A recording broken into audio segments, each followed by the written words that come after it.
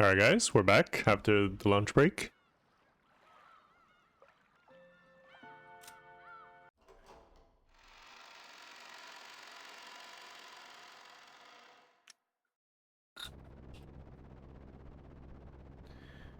The boat gave a big shudder. Seems we've docked at the harbor.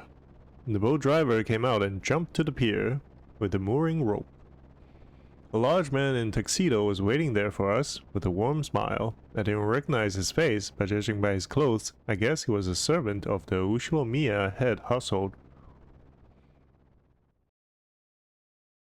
Welcome home, milady. You were so late in returning that I began to worry. Ah, thanks for carrying. This moron got so scared we had to slow down. It was seriously annoying. Shut up. Someday when the shoe's on the other foot, you'll remember this. Ugh. At this rate, word will spread to the whole family and I'll be the big conversation piece during dinner. Even without this, everyone would be talking about me because of that 6-year gap. But now I've given them an even juicier topic. Damn it. Why does the Ushlomiya head family have to live on this isolated island? In the meantime, the boat had finished its mooring. A small plank was lowered so that we could get down. One by one, our parents came up from inside the boat. You must all be quite tired from your long trip. Madam, please allow me to assist you.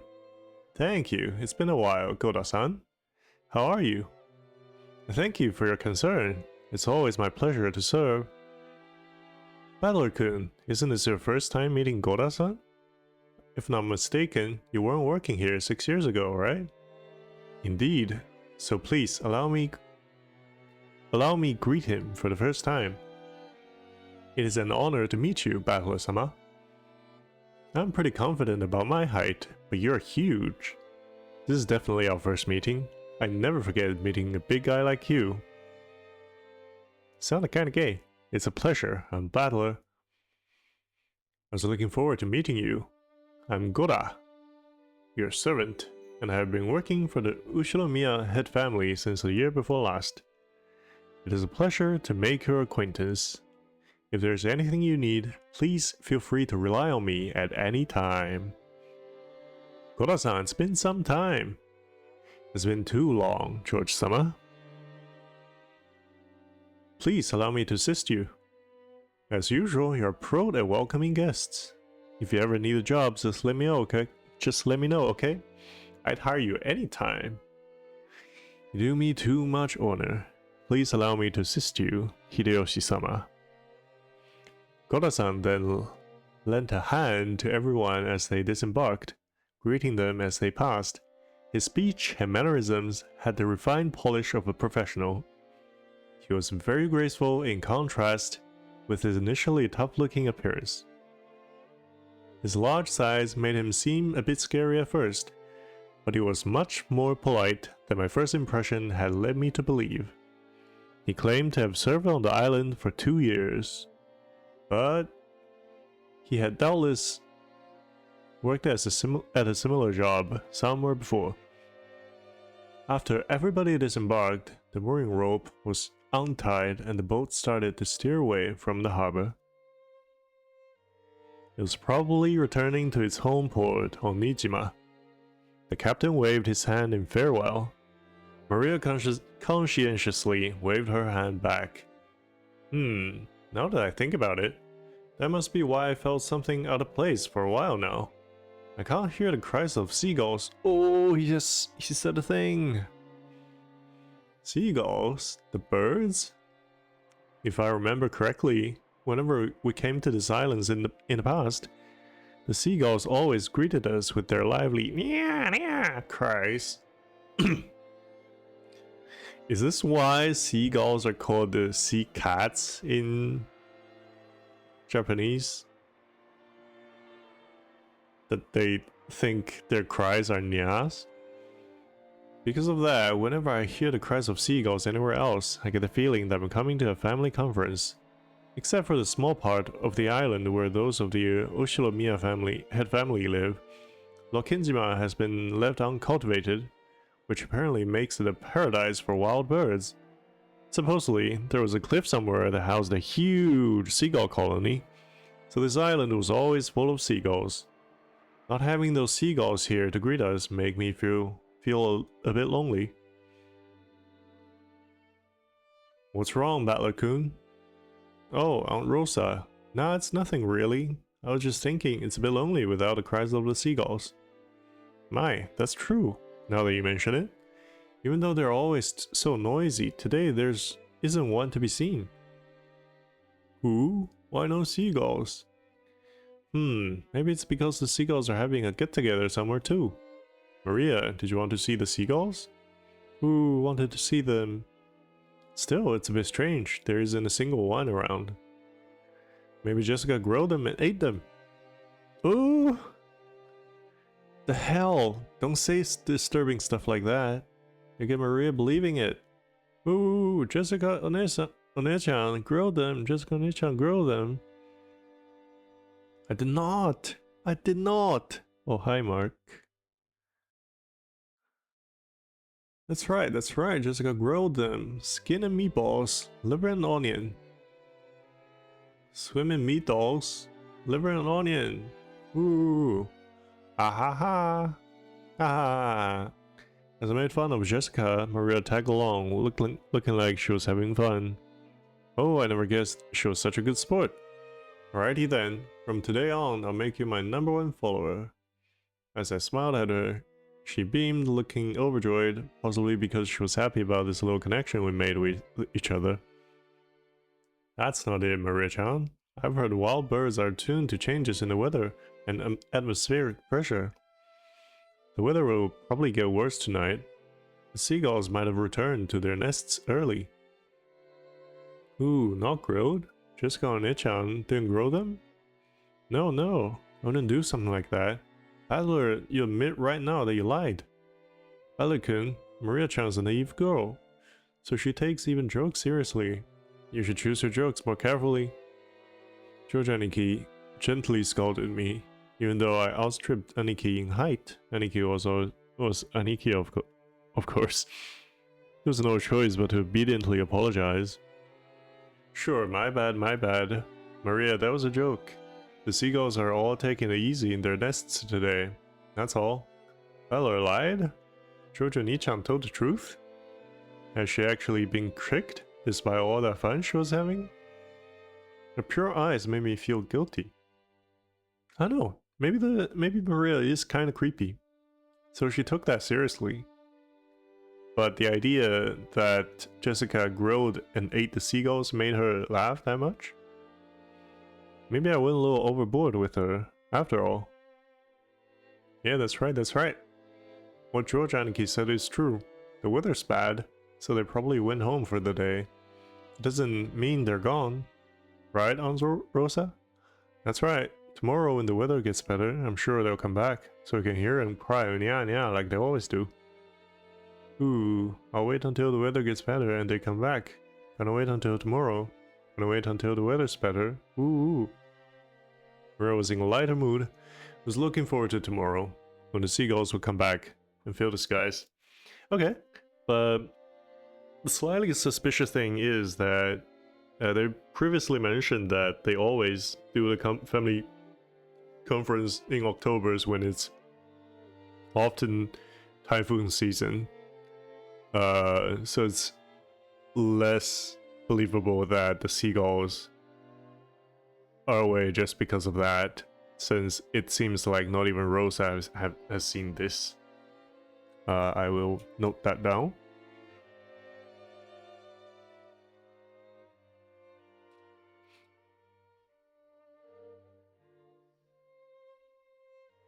Loken Island. Lokenjima. Maria was in lighter mood, yep. Still, George Aniki really was amazing at taking care of kids. I think I remember Aniki taking good care of me as well when I was a brat 6 years ago. Aniki, that's probably your gift. George-kun is amazing at taking care of young kids. If you wanted to, I bet you'd do a great job with childcare, don't you think? You'd do great with a job in childcare, don't you think? Yeah, it's almost like George Nissan was born to do something like that. Personally, I think that suits you better than doing business in some company president's office. Oh no, childcare is a fine career path, but it's an odd job where merely liking children is enough. You really are modest, George-kun. But Bella-kun is quite good with children too. Just a second ago, even though it didn't last long, Maria seemed to be having a lot of fun. Please keep on playing with her like you did just now. Just choose your jokes more carefully, okay? Giggle. Rosa winked at me, giggling a little. She's a real mother, I thought to myself, who's happy to see Maria having fun. Come on, Rosa. And you brats too, what the hell are you doing? Let's get going. Okay, we're coming. The old bastard was waving for us to hurry up. Yeah, we need to get moving. Might as well have this conversation after setting our luggage down in our rooms. Now then, everyone, allow me to lead you to the guest house, where you'll be spending the night. Please this way. Kora-san called to everyone and led the way. Kumasawa-san brought up the rear.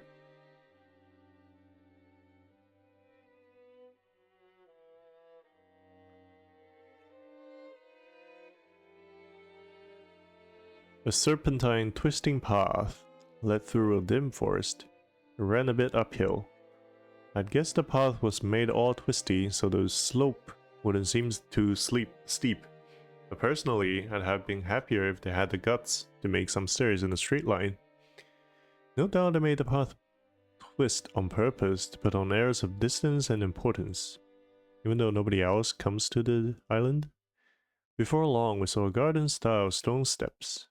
Ah, from here on, I do have some memories of these, and at the top of the stone steps, we saw a beautiful guest house.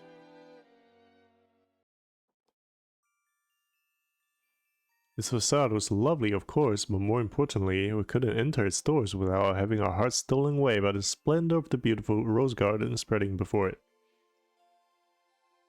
Ah, it's as beautiful as ever this year.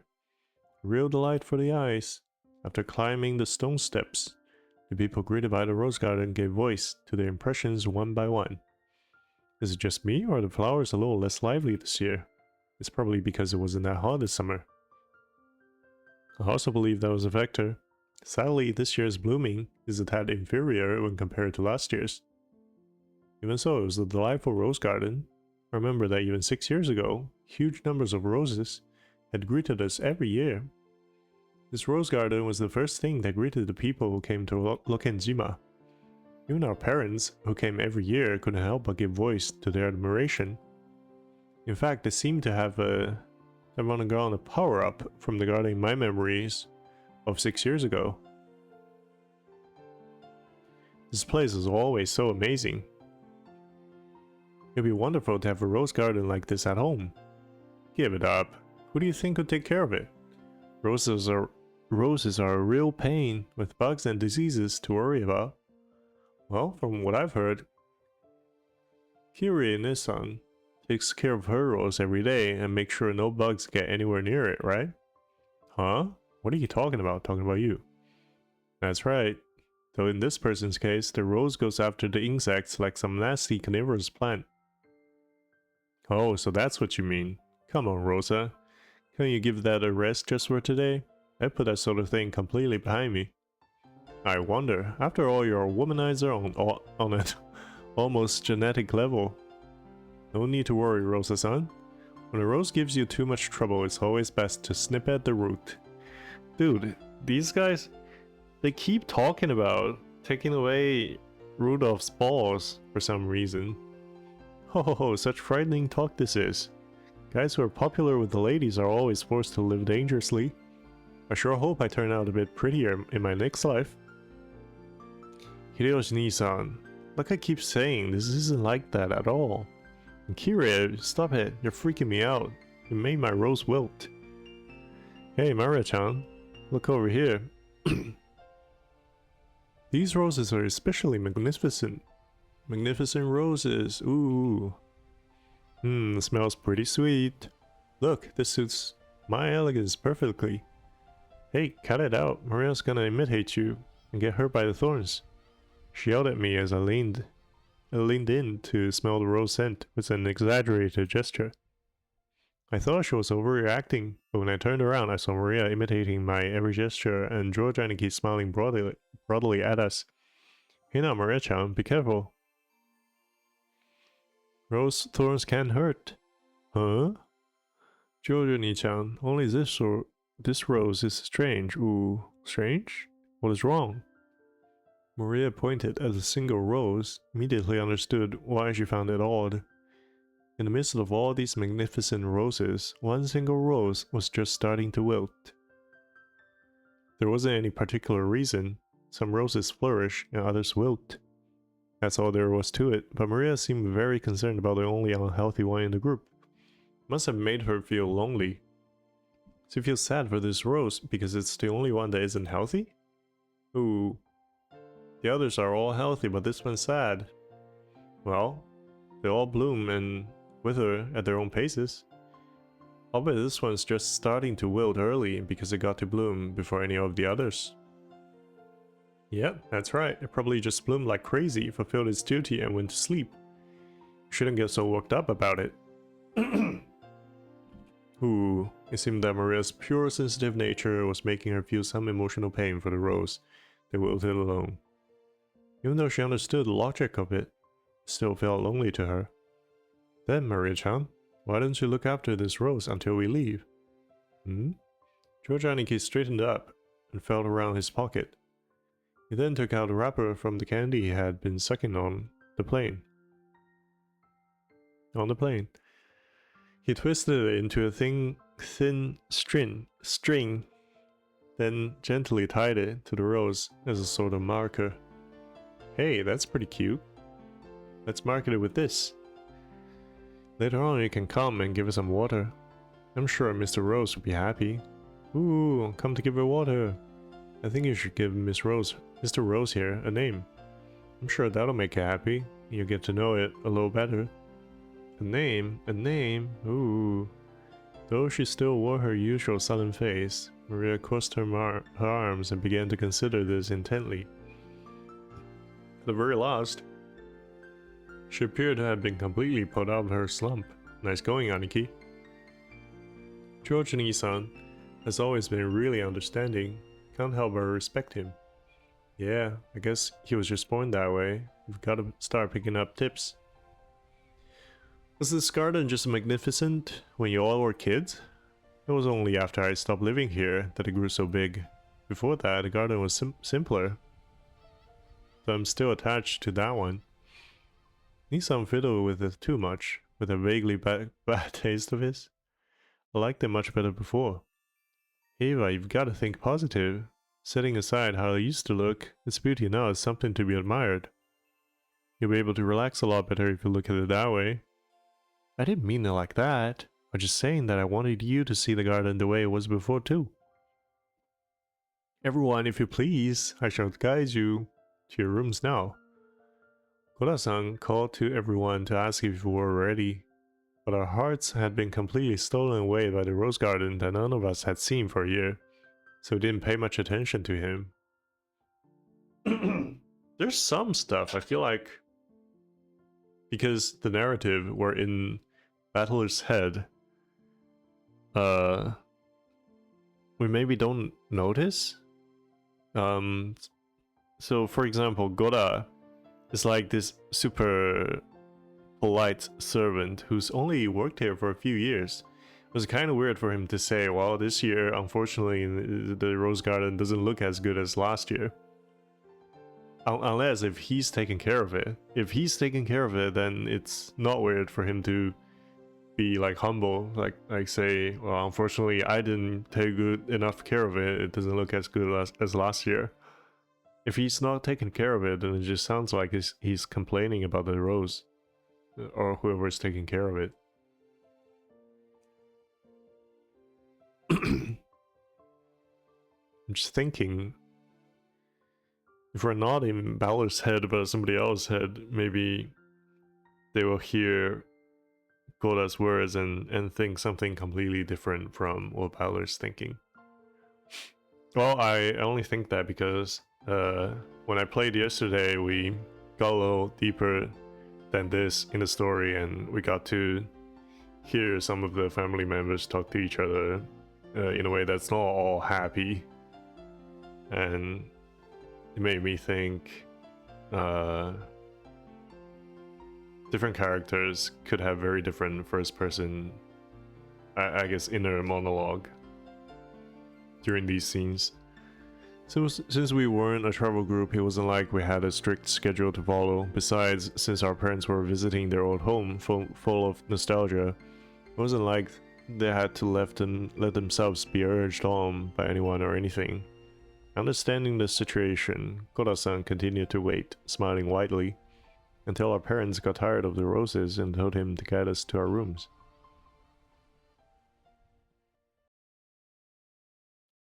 Oh, hey! If it isn't Kanon-kun, it's been so long. How are you doing? Uncle Hideyoshi suddenly shouted. In the direction he was waving was a slender boy. Meeting him right after a huge man like Goda probably emphasized his small stature. The boy was in the middle of transporting piled-up gardening tools and the like in the wheelbarrow. When he realized he was being called to stop, he set down the wheelbarrow, took his hat off, and bowed his head. Good afternoon. I figured he was probably younger than me, and I realized by the general atmosphere surrounding him that he was another servant. He greeted us in response to Uncle Hideyoshi's call, but he seemed like he might be pretty unsociable most of the time. It was a greeting that lacked feeling. When Goda-san noticed that our interest had shifted towards him, he went to the boy's side and introduced him to us. Adler-sama, allow me to introduce you. This is one of the servants of the Ushinomiya head household. Kanon-san, greet our guests. I'm pleased to meet you. I'm the servant, Kanon. Yep, my first impression wasn't wrong. He seemed to be unsociable, or at least not so good at talking. Compared to Goda-san, who was extraordinarily polished as a servant, you couldn't help but feel an inexperience typical of his age. When Goda-san urged him in a whisper to give a bit more of an introduction, the boy named Kanon only cast his eyes downwards. Shy boy? Kanon-san, could you perhaps give him a little more of a greeting? No, because we are furniture. Yeah, it's crazy. It's him, Kanon, and Shannon, and the older servant, Genji. They all say this. They are furnitures. I don't know where it comes from, and nobody comments on it at all, even though they just say it out loud. It's crazy. He didn't seem to be refusing to greet us out of spite. Rather, he seemed to have fallen silent because he didn't know what else to say to us in greeting. Well, Kanon-kun's shy and doesn't tend to talk much. He might not be that sociable, but deep down, he's a really good person. Does Jessica live on this island all the time? Like, does she go to school, or is she just here all the time? I guess if she's going to attend exam, that maybe means she goes to school? But yeah, if she's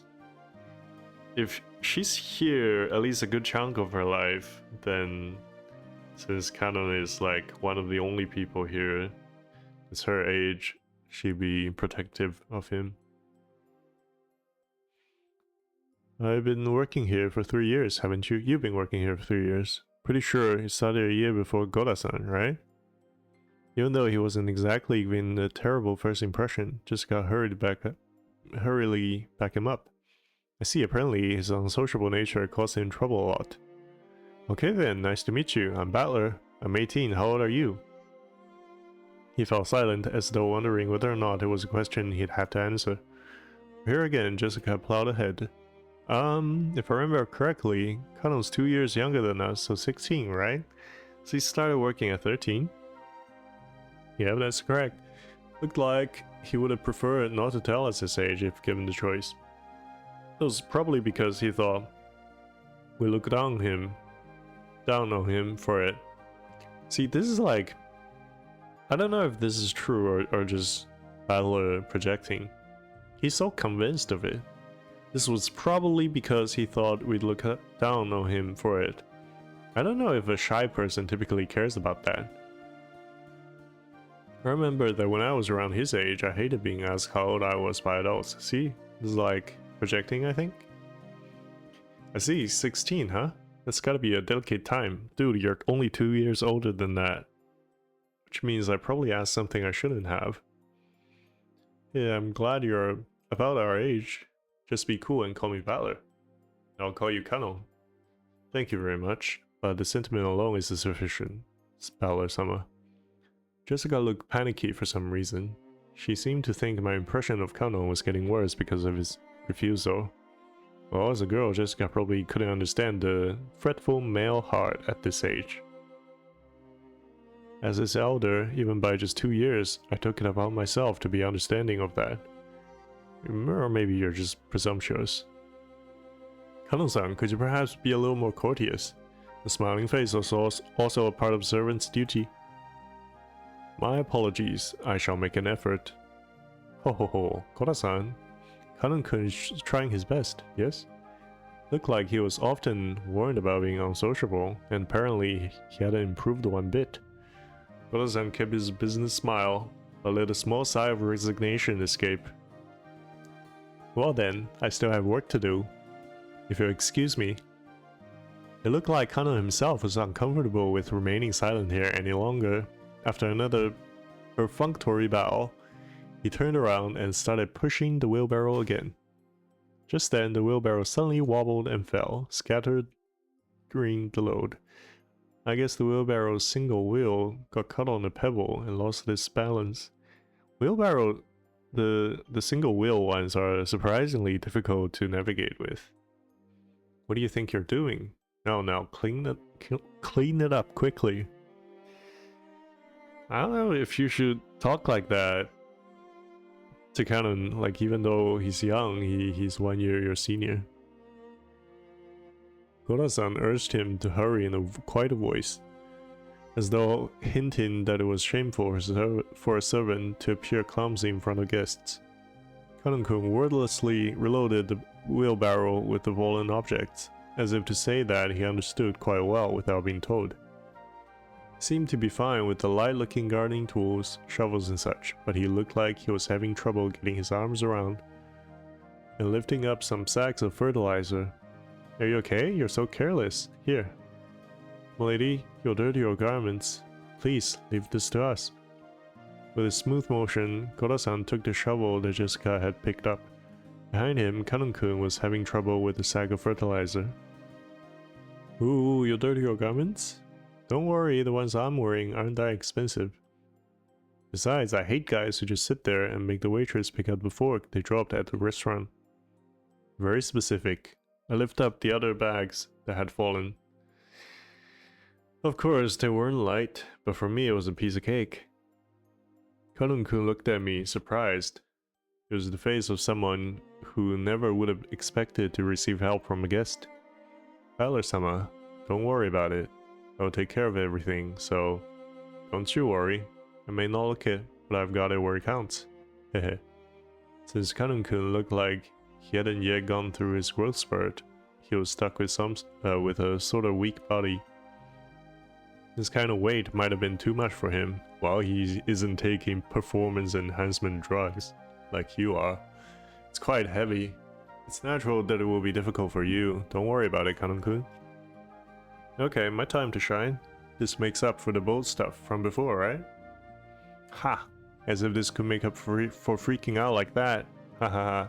Later I'll tell you about it too, Kanon-kun. Valor was totally hilarious. Gonna fall, ooh. As they did this, I piled all the stuff back in the wheelbarrow. I beg your forgiveness for letting you witness such unsightliness. Come now, that's quite enough. Please go. Letting the guests who were supposed to feel welcome see such a disgraceful thing must have been hideously embarrassing for a servant. Pressed by Goda to hurry up and go, Kanon-kun left. You're too harsh on him, Goda-san. Shouldn't you have helped him instead of being a bully? That was wrong with me. I deeply implore your forgiveness. Without even the twitch in his smile, Goda-san apologized elegantly. Kanon-kun has a ton of things he's good at too. It's just that being young works against him all the time. It's crying shame. Dude, it's child labor. Well, it's a prickly age. Let's just leave him be. After all, close-mouthed servants are the best kind. Isn't that right, Kumasawa-san? Ho ho ho, Rudolph-sama, you truly are harsh. There's no servant as silent as me, of course. Everyone smiled wryly at that obvious lie. Even she herself didn't believe that, not in her wildest dreams, so she must have said it to lighten the mood. Yeah, that's the kind of character Kumasawa Bachan used to be. The unstiff atmosphere had cleared up at once thanks to her cheerful smile. I'd like to sit down our luggage soon. Koda-san, what rooms are we all going to take? It shall be the same as the previous year. Allow me to guide you. Please, this way. We headed towards a trim, elegantly simple guest house. This was gonna be our temporary quarters for the night.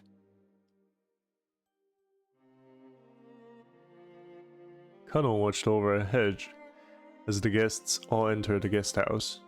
Then he let his eyes fall on those heavy sacks of fertilizer piled up in the wheelbarrow. In his mind, he kept going over his previous mistake. Battler, big and strong, had picked up the sacks in front of him, the sacks Kanon couldn't lift himself, as if they were feathers. It would be extremely difficult for an outside observer to guess what emotions that favor had stirred up in Kanon. But as far as you could tell, who am I? I'm not Battler anymore. As far as you could tell by watching him hang his head, there was something that he just couldn't let go of. Not a word escaped his lips. Those words he murmured were so soft that they didn't even reach his own ears. Even I.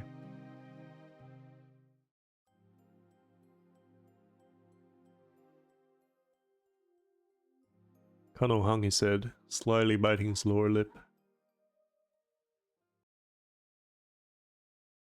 What does he mean by that? Does he just mean even I could one day be strong? Or something like that? I remember the rose garden, but I don't remember this guest house at all. Was it built recently? Tolayan. Visitors Retreat was written on a gatepost-like thing. But since everyone called it a guest house, I'll follow their lead. The brand new Western-style guest house, which stood overlooking the roses, had a magnificent design carefully done in harmony with the garden. Correct, it was built the year before last. Ever since then, they've had us sleep over here. Heh, this place is more fun than the junky old mansion, you know. I wish my room was over here. Ooh, I want a room here too. I want one. I guess you could say my own house was upper class, but to me it felt completely ordinary compared to the head family. The displays of wealth was shocking, as was the fact that they'd built this kind of awesome guest house for guests who came over only a few times a year. Eva-sama, Hideyoshi-sama, please do make use of this room. Rudolph-sama, Kirie-sama, please take this room here. I really do love how beautiful and elegant this place is. Western-style architecture truly is wonderful. I can handle Western design for a few days, but any longer than that and you need a good old Japanese look. Japanese people just relax best on tatami mats. Haha, they've been fighting over whether to make our new house Japanese style or Western style. Mom still holds a grudge about Dad having the construction started with Japanese layout, and they bicker all the time about it. I'm really jealous, Georgie-san. Your parents get along well, don't they? Mine are so frosty. Then again, they're always in sync when it comes to my grades. All the rooms seem to be for 2 people. I was grateful, since I wasn't gonna be forced to share the same room with the old bastard, under the pretext that we were family. Anyway, I figured those 2 wouldn't be able to enjoy themselves with someone like me around, hehehe. What's with that creepy smile? You're thinking about something dirty, aren't you? Hehehe, something dirty? Of course not. Please enjoy your stay. Ow, ow, that hurts, you old bastard. Once again, Dad pulled my ears from behind. Cut that crap. I'm getting a stomachache, and I'm not in the mood for this. Gotta get some water this time around, so play as nice as possible with Dad and Aniki and the rest. At the very least, be careful of what you say in front of Dad, got it? Because wisecracks don't go too well with him. Jessica-chan, what's the head mood been like lately? Same as last year, I guess. Considering they say he's got 3 months left to live, he's as lively, grumpy, and irritable as ever. Meaning this year he's in his usual bad mood. And as usual, the only one who's able to look after him is Kenji-san? It seems that Master will open his heart to no one else. Lately, us small people have not even been granted an audience with him. He shut himself up in his study again, probably doing nothing but a weird black magic fist. He does for a hobby, or what he does for his hobby is his own damn business, but when he starts stinking up the house, it really gets on my nerves. I wish he'd never come out of that study again. Damn, that's...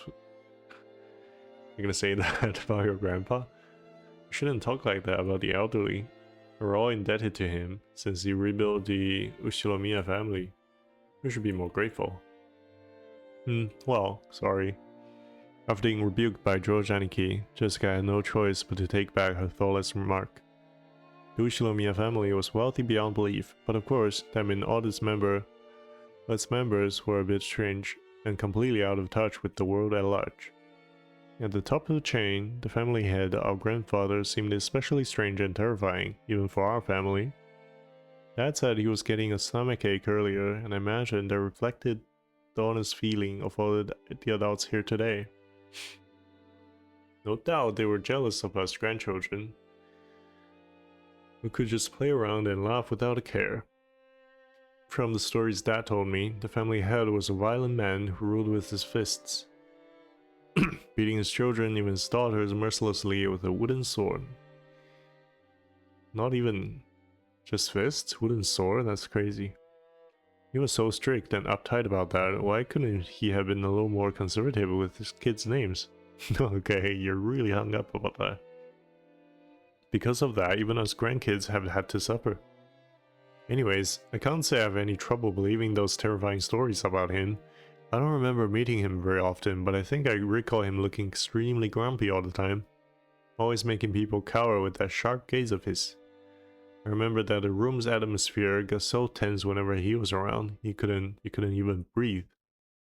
What my dad said about me being the guest of honor now carries a little more oomph for me. 6 years ago, I was in elementary school, but I'm a high schooler now. If I act up, things could get serious. Oh, scary. It does look frightening, but he's not so terrifying that you need to tense up like that. Nothing of what he says is truly unreasonable. He may be clumsy at talking, but he's a very logical person. With George Nissan, you've been the family darling since like forever because of your awesome grades, right? Grandfather treats us completely different.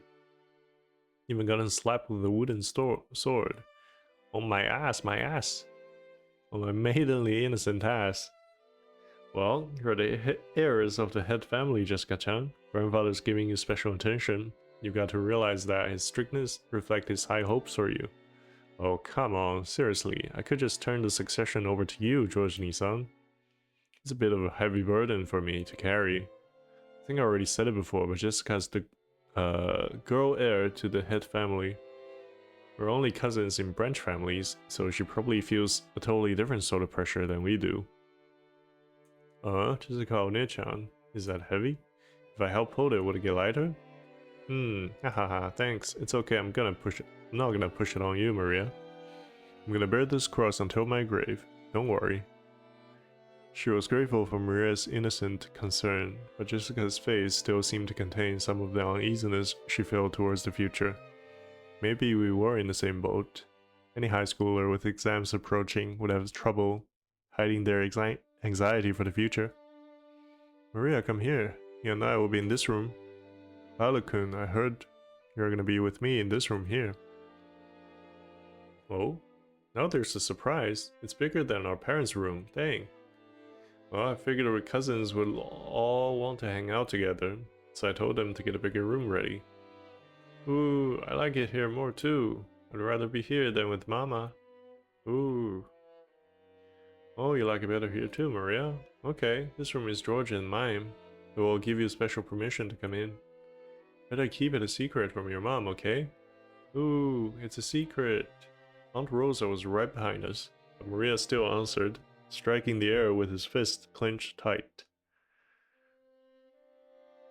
After setting down their luggage in their rooms, our parents had gathered again in the corridor.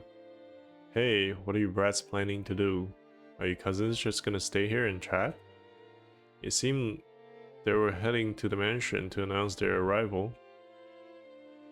Normally, they would make us follow them and greet everyone together, but if that had been the case, Dad would have just told us to come, and that'd be the end of it. He's saying it's okay if we don't come. So what will we do? Well, it's gonna be lunchtime before long anyway. Better let the kids unwind here. Besides, if worse come to worse, it might be their last chance to play outdoors. Ooh, I'll go too. Maria, you house sit for Mama, okay? Behave yourself and wait here. Ooh. Since Maria was being told to house sit here, we certainly couldn't leave her on her own. George Aniki noticed this immediately and gave a clear reply for all of us cousins. Well then, we'll accept your offer and house sit. We've got lots of stories to tell each other after being away for a year. That sounds wonderful, and Balor-kun has 6 years worth of stories to tell, doesn't he? Yeah, I'll take care of our house like a good boy. Kumasawa-san, I'm gonna stay here too. We'll break rank and leave the rest to the adults. Hehehe. Perhaps that would be the best. Hoo. I'll report it to Madame. And allow me to guide you all to the mansion. This way, please. The other children are one thing, but George is getting to be an adult. Wouldn't it be better if he came with us? If we make him come, the poor George will be the only one out of place. Interacting with his cousins is also important, okay? See you later. The adults left one after the other. They left in the same formation as our trip from the harbor, with Gora-san leading and Kumasawa-san taking up the rear. As we gathered in the room assigned to us cousins, George Aniki asked us to excuse him for a second. He rushed over to Kumasawa-san, who was following behind and the disappearing adults, and seemed to ask her something. He soon finished his business and came back. What's up, Aniki? Ah, nothing. I just wanted to ask her something. Ooh, tell me too. What would Georgini-san be asking Kumasawa-san and not me, I wonder? Ah, I don't have a clue. No, it's a misunderstanding. Not that I know what you're misunderstanding. Aniki was getting pretty tongue-tied. I was almost as though he felt guilty about something and Jessica knew exactly what he was worried about. At any rate, it's no fun if Jessica gets to know about it and not me. Hey Maria, it looks like we're the only two out of the loop, right? Don't you want to know what they're talking about? Ooh, we want to know too. Ooh. I fooled around while wooing together with Maria. No, I'm telling you, it's no big deal, haha. Liar, I'm surprised you tell such a terrible lie, Aniki. Confess, Maria, you'll take his right side, I'll take his left. Ooh, I'll get his right side, Balor got his left.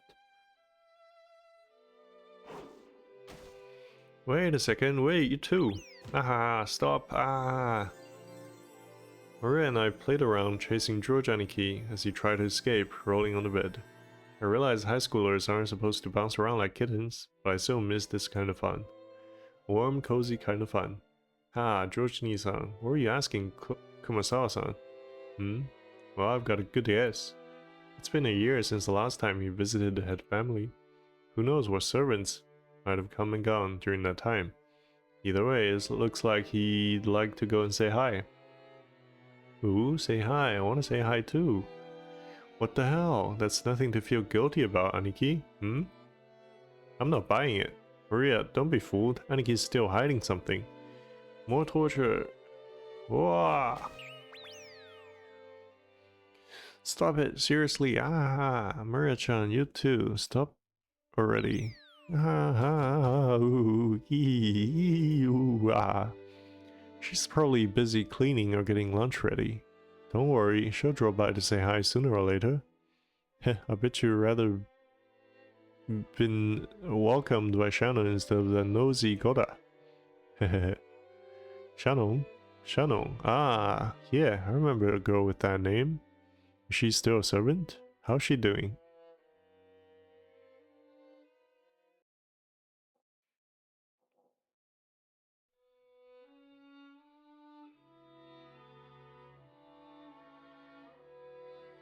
By the way, Natsune-san, how's your headache been lately?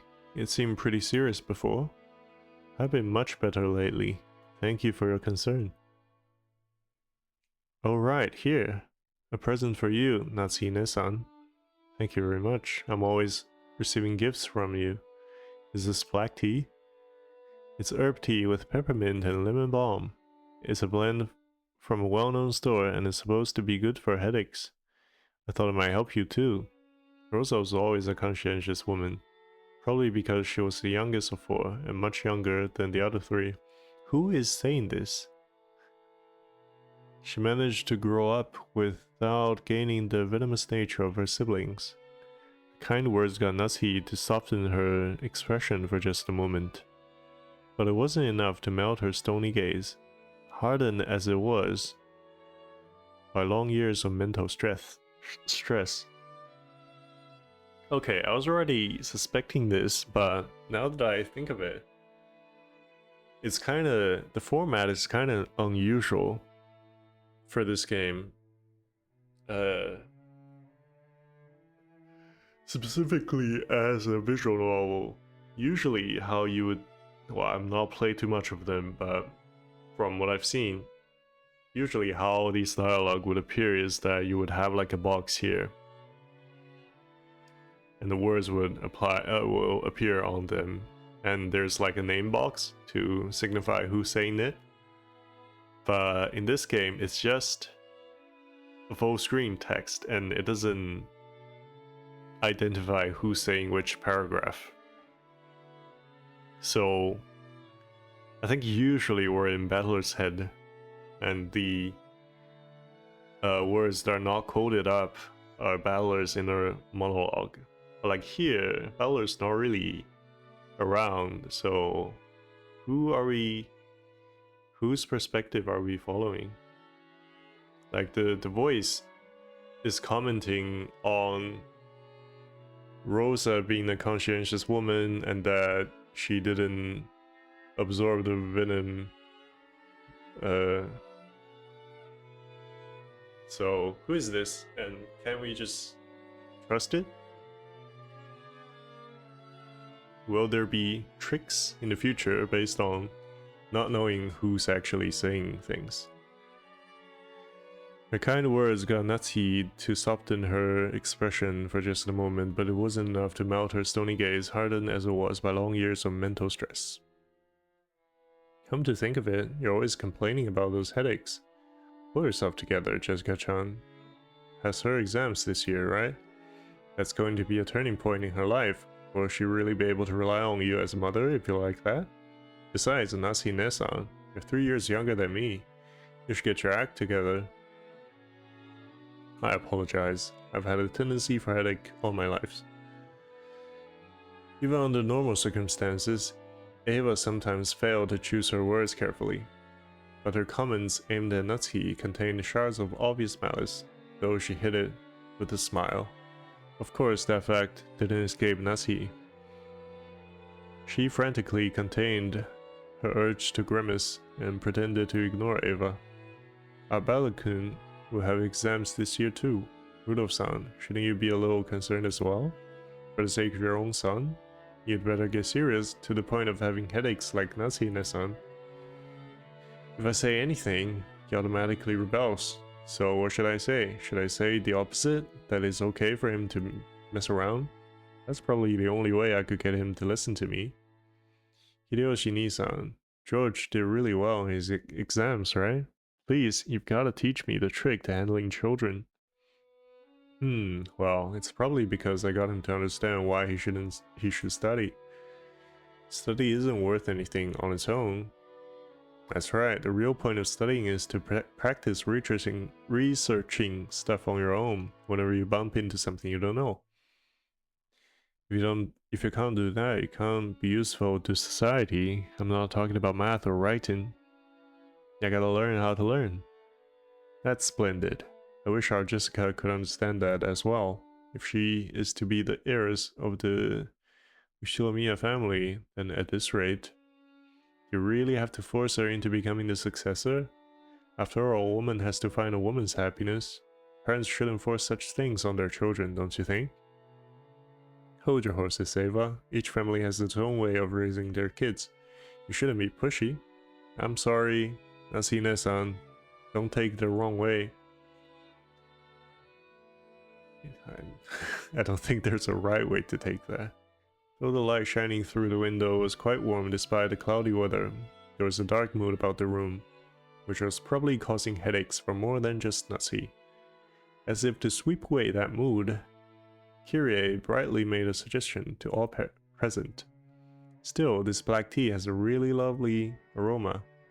Let's drink it right away. In Japan, surely you could find something like Leopold's black tea anywhere but Ginza, right? Surely you couldn't find. I see you know a lot about it, Kyrie-san. I guess it was worth going to the trouble of buying it. Kyrie and Rosa stood up from their seats and made as if to prepare the black tea. Natsu forestalled them. I thank you both, but we can try that later. One of our people will soon be coming to bring some tea, so please relax. Leave her for later, you two. Let's enjoy our welcome drink. Rudolph gave a subtle signal with his eyes for them to sit down again. Does he know something? Kyrie and Rosa understood instantly and obediently returned to their seats. The initial greeting of the guests was complete, so it was time for them to be served some tea. It was embarrassing for the host that the tea was late, especially now that the guests were talking about making tea themselves. Nancy bit her lower lip, frustrated by the ineptitude of the servants who were late bringing in the tea. Seeing her face, Eva immediately started to giggle. Of course, Shannon had no way of knowing what was taking place in the parlor. She came pushing a serving cart piled with teacups. For no apparent reason, Nancy gave her a pained look. Shannon couldn't help but flinch without knowing what she had done wrong.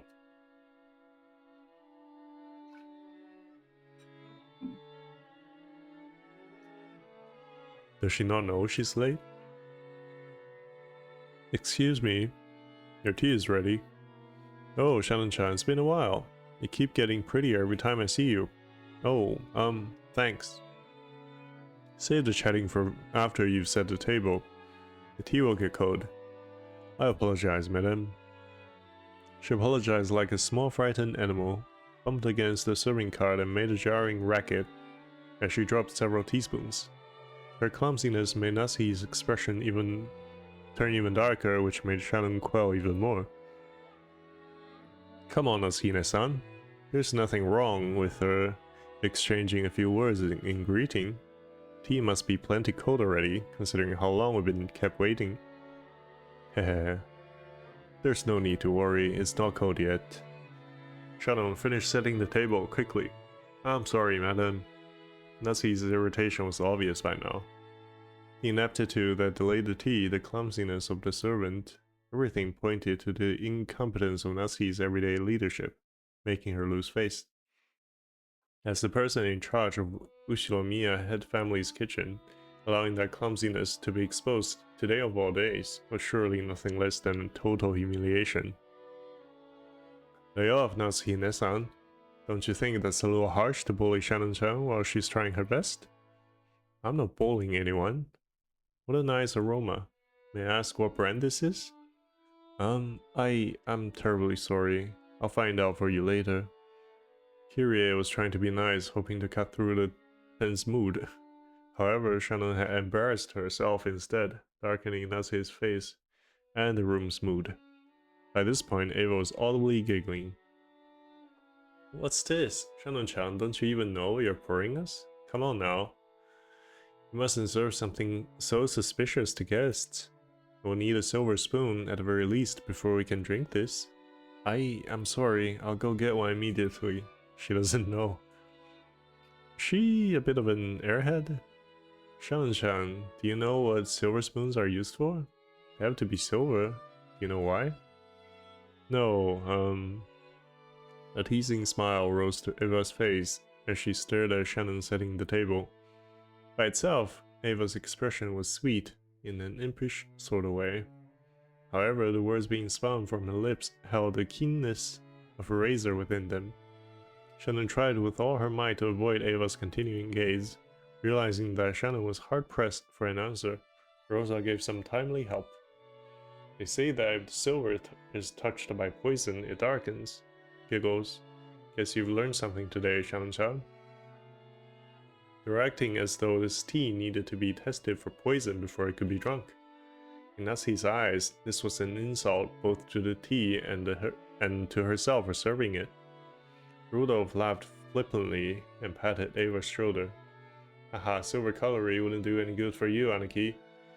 Just one lick of your poisonous tongue, and even a silver plate would turn pitch black.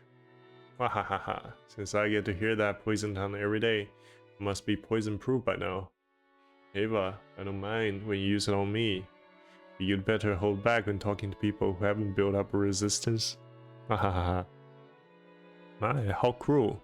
All I did was teach Shannon-chan a bit about tea, didn't I? Giggle. Everyone followed the lead, said by Hideyoshi's horse laugh and chuckled, though not easily. Only Nasi didn't join in. But for the time being, the conversation inside the parlor could now be mistaken for a lively and friendly chat. Damn. As Shannon finally finished setting the tea table and tried to leave, Kyrie apologized to her in a low voice for not being able to help. Shannon gave a light bow and made a hasty retreat. Shannon cast her eyes downward as she pushed the cart down the corridor. Anyone seeing the pitiful way she looked might easily conclude that she's been bullied in some way. Don't be sad, you didn't do anything wrong, Nessan. You were watching. That is my role. That's his role? Madame and Ava-sama can go to hell. Dang! But the worst coward is that guy. And glared hatefully in the opposite direction of the parlor. The preparations for the tea had been delayed by some trifling problems in the kitchen. These problems were not Shannon's fault. In fact, it had been Goda's mistake. After all, there was no way a shelf like Goda would give a flashy job like bringing in tea when the guests arrived. He had ended up wasting time preparing the tea once again. So when he realized he wouldn't be able to score any points for the job, he pushed the task of setting the table on Shannon, who happened to be passing by. You might call it a clever move on his part, but there could be no doubt that it was a cowardly one. It's okay, Kanon-kun. Thanks. I'm not bothered by it at all. Kanon's silence vividly expressed the distance between Shannon's words and how she actually felt. Thank you. Even if you're the only one who understands, I feel a bit better. You keep your feelings too bottled up, Nessan. You should be less hard on yourself, for once. Yeah, thanks. Suddenly, they both felt someone's presence whirled around. Middle-aged man stood there. It was Genji, the head servant. What are you doing here? Shannon, hurry back into the kitchen. Yes, if you excuse me. Shannon humbly obeyed and promptly made to push the cart and leave. However, Kanon appealed to Genji in silence, bearing something in his eyes that he could not express in words. What is it? Did something happen? Shannon didn't do anything wrong, but even so they... Stop it, Kanon-kun. Please excuse me. I'll return to work immediately, Kanun-kun. You should go back to your post as well. If you say so, Ne-san. If that's all, then go. Yes. If you'll excuse me. Okay, I want to take note of Kanon's role is to watch. From the shadows in the hallway, an old woman wearing an apron watched over them. It was Kumasawa. Poor Shannon-san, Kanon-san. There's no reason for those two to be picked on. Still, Goda-san's dislike for them is an undeniable fact. Until Goda-san was taken in by Ushiro-miya head family, I heard he worked for a fabulous hotel somewhere. The manner of work he learned there was quite impressive, I believe. It's just that Goda-san is the newest servant here. He must have a lot of pride accumulated from his previous positions. Because Shannon-san and Kanon-san are his seniors here at the mansion and yet are inexperienced and have gone through much less in life than he has. He picks on them every chance he gets. And also, sad as it may be, they're disliked by Madame Natsuki too. Why though? Of course, if we're talking about experience, Madame has been in this family much longer. And yet this is one point where I cannot help but sympathize with Madame as well. What do you mean? Truly, the master is a man with many sins on his conscience. Why didn't he realize that such a trifling whim of his would give the madam such an inferiority complex? What?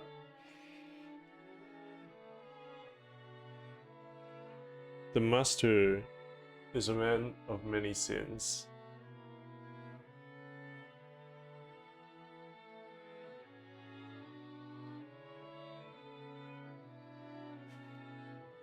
I'm not sure. Oh. The master's many sins.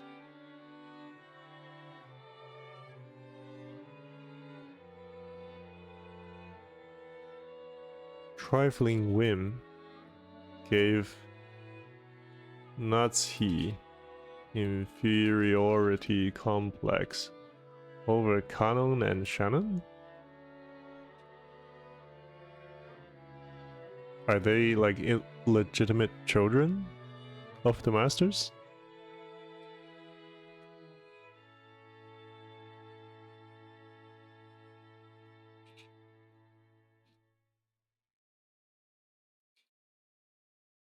Of course, on the inside, even the madam is fully aware that those two don't deserve to be treated so harshly. However, the heart has reasons, the reason knows not. Oh, I feel so sorry for them. I can't do anything but watch over them from the shadows. What is their relationship?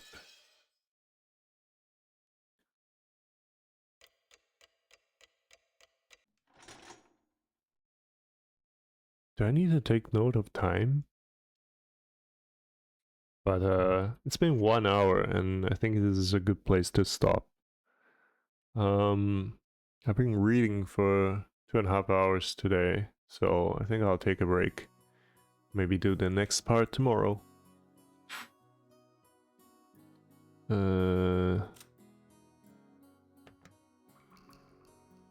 Well, see you then.